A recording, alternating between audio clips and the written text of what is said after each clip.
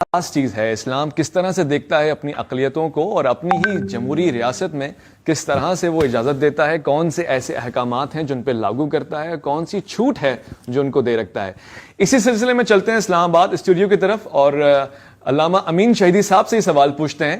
علامہ صاحب، اسلامی ریاست پاکستان میں، اسلامی جمہوریہ پاکستان کے اسلام آباد ہی میں ایک غیر اسلامی عبادت گاہ کی تعمیر ہو رہی ہے، جس کو ہم بہت تنگ نظری سے بھی دیکھ رہے ہیں اور کچھ وسعت قلبی کا اظہار بھی کر رہے ہیں۔ آپ اس کو کیسا دیکھتے ہیں؟ بسم اللہ الرحمن الرحیم وبہ نستعین۔ دیکھیے، اس جو اختلاف کی بنیاد ہے وہ اسلامی ریاست کے اختیارات اور اس کے حدود و قیود کے فہم سے مربوط ہے۔ آپ دیکھیے، اسلام کے دو پہلو ہیں۔ ایک پہلو اس کا عبادی اور اخلاقی پہلو ہے، اور دوسرا اس کا معاشرتی اور حکومتی پہلو ہے۔ عبادی اور اخلاقی پہلو کے لحاظ سے اگر ایک کافر بھوکا ہو تو اس کی بھوک مٹانا بھی اس ریاست کی ذمہ داری ہے، اور اگر ایک جانور بھوکا ہو تو اس کی اس ضرورت کو پورا کرنا بھی اس اسلامی ریاست کی ذمہ داری ہے۔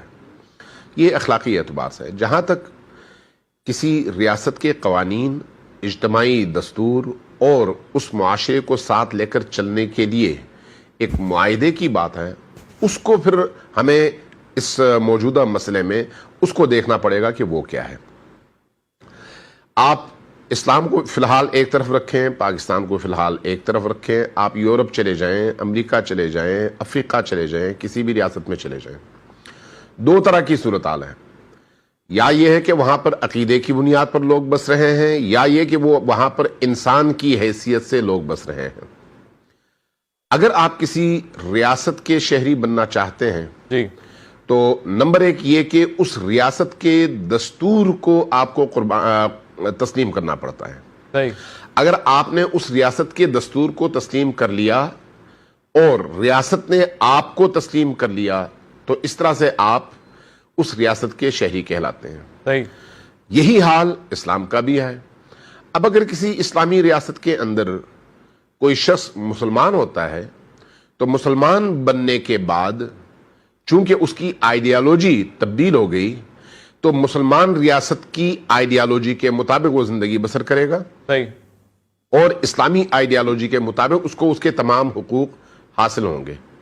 لیکن اگر کسی شخص نے اس آئیڈیالوجی کو تو تسلیم نہیں کیا، لیکن اس آئیڈیالوجی کی مخالفت کی بجائے اس کے زیر نگیں ان اصولوں کی پابندی کرتے ہوئے زندگی گزارنے کا عہد کیا اور کہا کہ میں اسی ملک میں اسی آئین، اسی قانون کا پابند بن کر زندگی گزاروں گا، تو اب وہ اگر مسلمان نہیں ہے تو وہ ریاست جس کو آپ اسلامی ریاست کہتے ہیں اس شخص کو اس سرزمین پر اور اس نظام کے تحت زندگی گزارنے کا حق بھی دیتا ہے اور اس کو حقوق بھی دیتا ہے۔ لیکن عام جو مسلمان شخص اس آئیڈیالوجی کو قبول کر کے آیا ہے اس میں اور اس میں فرق صرف اتنا ہوگا کہ اس کو ذمی قرار دیا جائے گا، اور ذمی ہونے کے ناطے یہ کچھ ٹیکسز جو اس ملک کے ضابطے، قانون، دستور اور آئین کے مطابق ہیں